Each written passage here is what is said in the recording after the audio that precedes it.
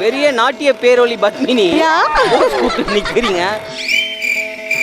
என்ன ஆக போதோ, யார் சாப்பிட போறாங்க?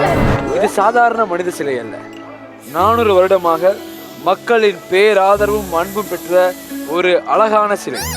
சிலையே சிரி, சிலையே அழு, சிலையே ஆச்சரியப்படு, சிலையே எலிமினேஷன் ஆகு.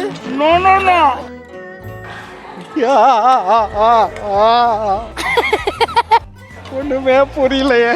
ஆம்பளை பிள்ளைகளுக்கும் அம்மா மேருக்கும் இருக்கிற ஒரு ஒற்றுமைன்னு சொல்லட்டேன். அம்மா என்ன செய்வான்டா, கடைசி பிள்ளைகள் இருக்குல்ல, நான் வந்து கடைசி ஆம்பளை பிள்ளை. ஓகே, ஐயோ அப்ப உங்களுக்கு வரப்போற பொண்டாட்டி ரொம்ப கஷ்டப்படுவாங்க. ஐயோ ஏன்? ஏன்னா என்னைக்குமே பெண்கள் வந்து கடைசியா பிறந்த பையனை லவ் பண்ணவே கூடாது. இது என்னடி சிவு? இன்னும் எவ்வளவு இது வச்சு நான் மாப்பிள்ளை பாக்குறது?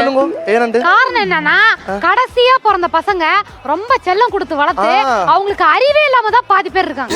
ஏய் அப்ப கடைசி பையன் யாரும் எனக்கு வராதீங்க. ஆமா, எனக்கு ப்ரோபோஸ் பண்ணாதீங்க. அப்படி நீங்க நினைக்காதீங்க. நான் சொல்றேன், வீட்டுல மூத்த பிள்ளைகளுக்கு நடக்கிற விஷயங்களை பார்த்து திருந்துவான்.